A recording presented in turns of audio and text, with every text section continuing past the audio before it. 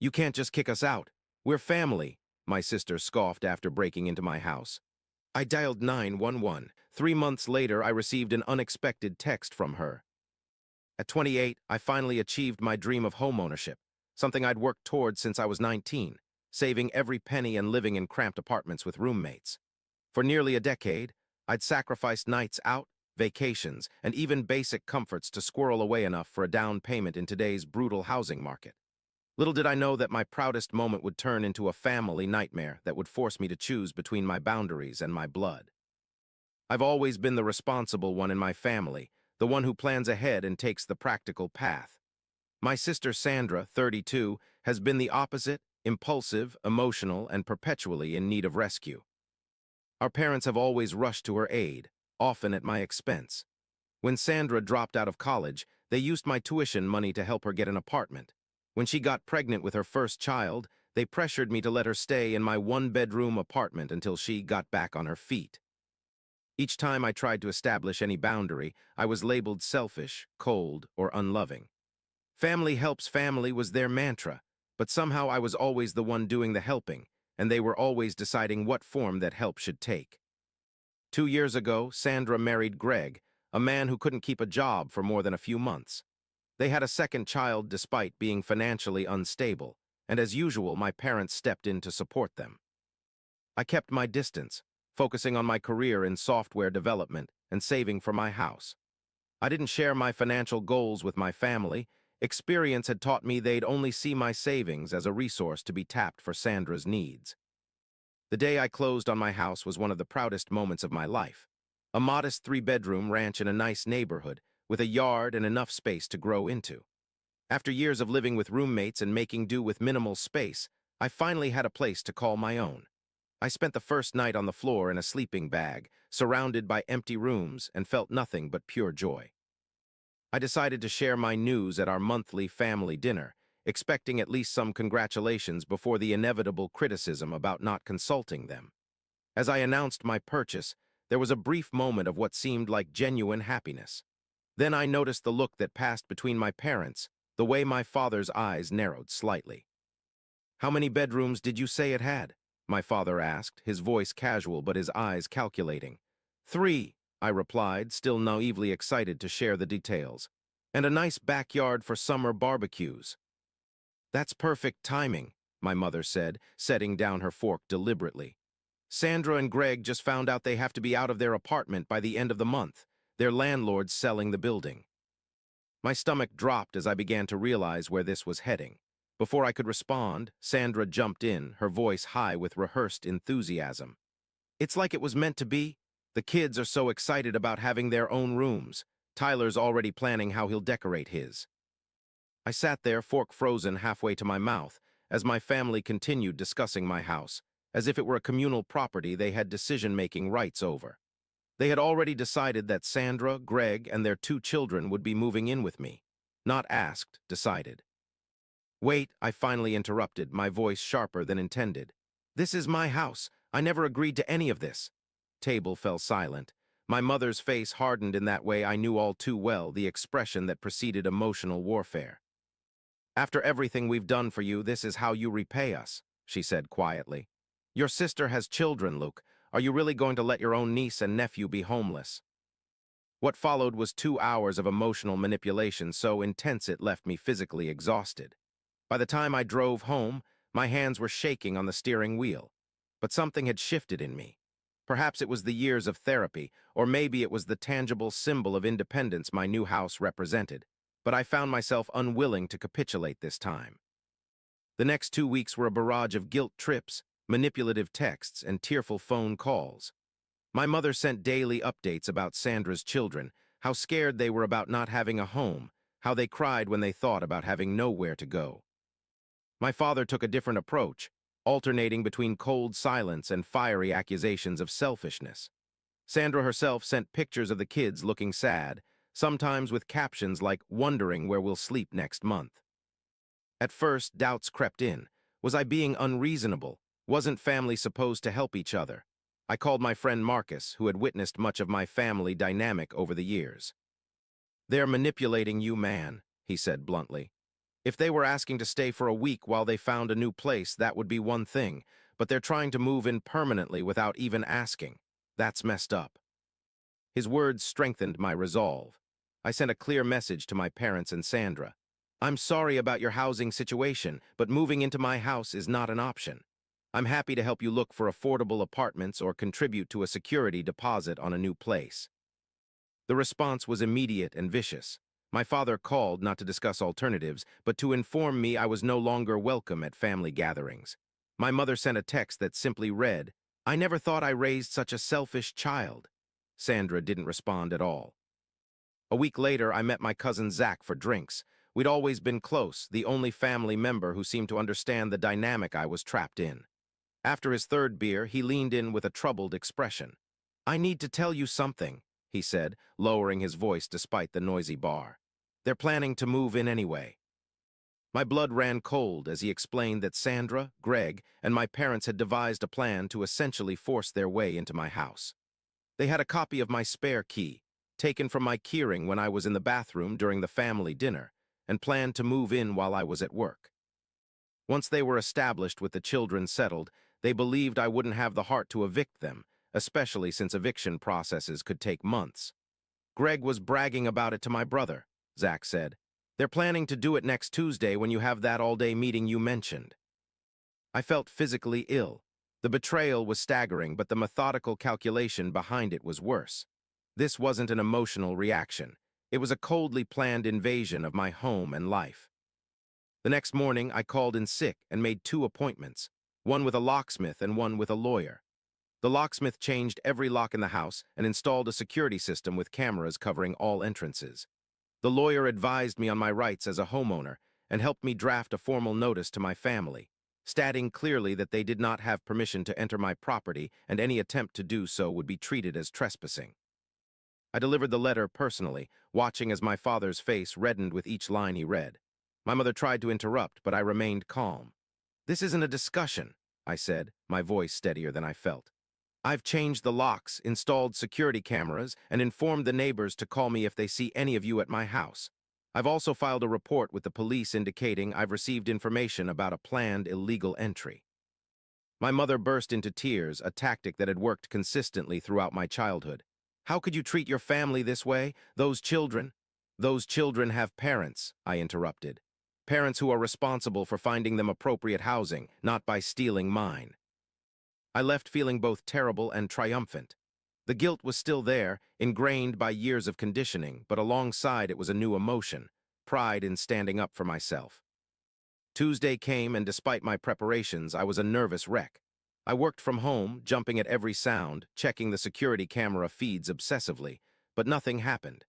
No moving truck, no family members testing the locks, nothing. I began to think perhaps my direct approach had worked, that they had finally understood my boundaries. That illusion shattered the following Saturday. I had gone grocery shopping early in the morning, enjoying the simple pleasure of buying food for my new kitchen.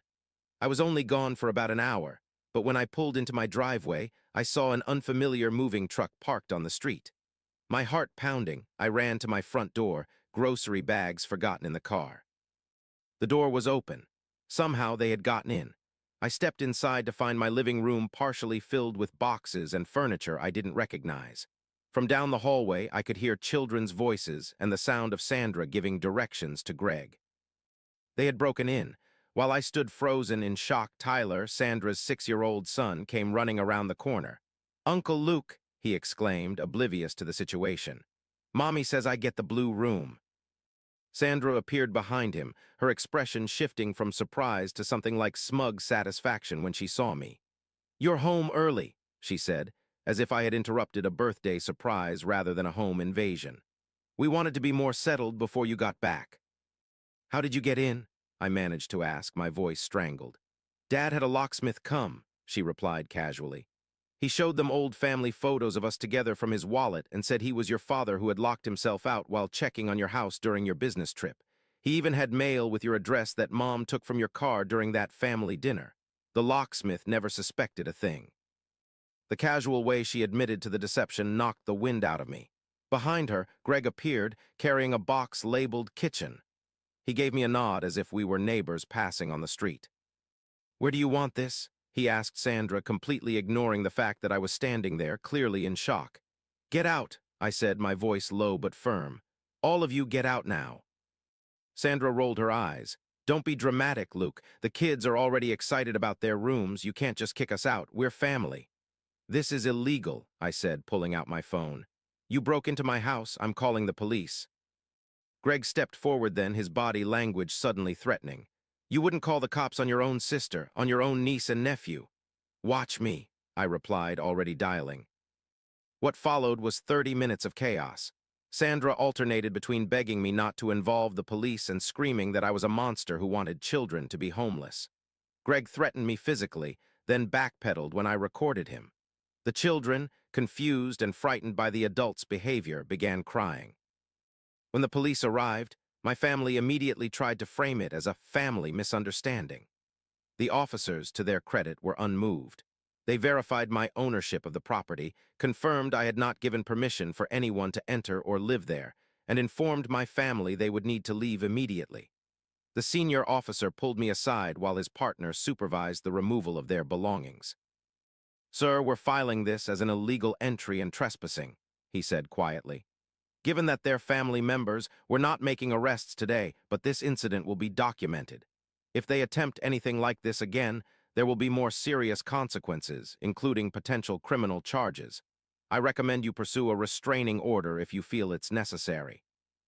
"But we have nowhere to go," Sandra wailed, clutching her children dramatically. "Ma'am, that's not your brother's responsibility," the older officer said firmly. "You can't break into someone's home because you need housing. There are proper channels for emergency shelter if you're truly without options." As they were escorted out, my mother arrived, having been called by Sandra. She rushed past the police to confront me on my own front porch. "How could you do this?" she hissed, her face contorted with anger. "Those children will remember this day forever. They'll know their uncle chose his precious house over them." "No," I replied, finding a calm I didn't know I possessed. "They'll remember that their parents put them in this situation, that their parents broke the law and used them as emotional pawns." The police supervised as they loaded their partially unpacked belongings back into the moving truck. Throughout the process, my family members alternated between pleading, threatening, and attempting to shame me in front of the officers and neighbors who had inevitably gathered to watch the spectacle. Before they drove away, my father approached me one last time. "You are no longer my son," he said, his voice cold. "Don't bother coming to family events. Don't call your mother. You've made your choice." That night, alone in my house, I felt an overwhelming mix of emotions: relief, grief, anger, and a strange sense of liberation.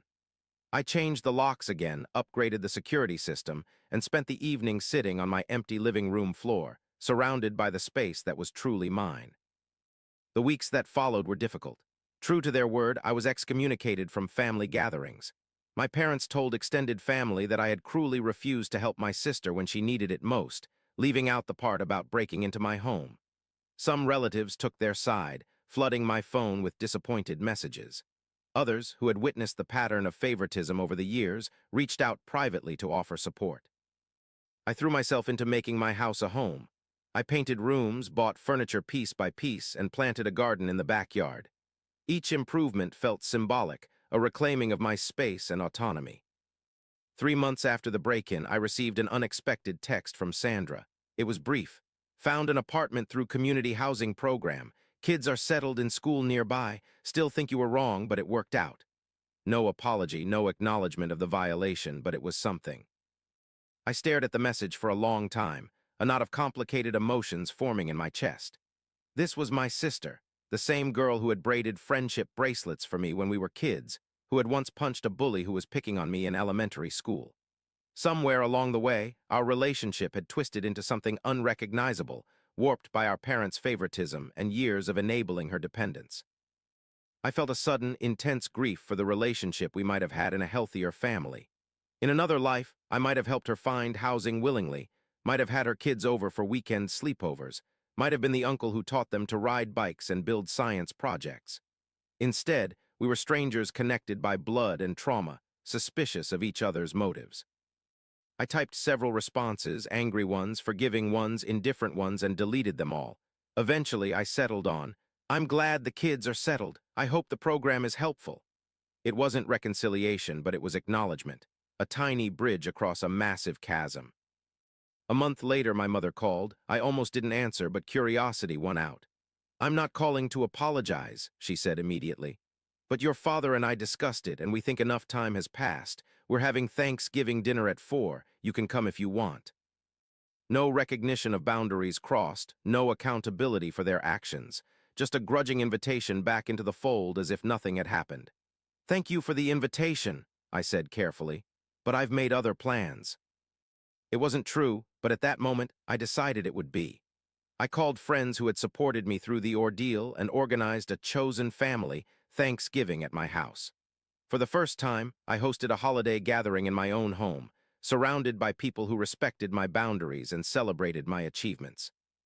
6 months after the break-in, I remain largely estranged from my immediate family. We communicate sporadically and superficially. My parents have never acknowledged the wrongness of their actions, though they have stopped explicitly trying to override my decisions. Sandra and I have had one coffee meeting, awkward but civil, where she admitted that the community housing program had actually been beneficial for her family, providing resources beyond just shelter. The house continues to be my sanctuary. I've filled it with color, comfort, and carefully chosen possessions that reflect who I am. Sometimes I still feel pangs of guilt. The programming of a lifetime doesn't disappear overnight, but they're fainter now, overshadowed by the peace I feel in my hard-won space. I've learned that sometimes the hardest boundaries to set are with the people who should respect them the most. That standing up for yourself isn't selfish, it's necessary, and that my house keys represent more than just my property. They represent my right to decide who has access to my life. The spare key now belongs to Marcus, the friend who stood by me when my family would not. He uses it only in emergencies and always with explicit permission, a simple courtesy my own blood couldn't extend. I don't know what the future holds for my relationship with my family. Healing seems possible but distant, contingent on a recognition of wrongs that may never come. What I do know is that I've found a different kind of family among friends who celebrate rather than undermine my independence. And in my quiet house, with walls I painted myself and a garden I tend with my own hands, I've found a peace I never knew was possible.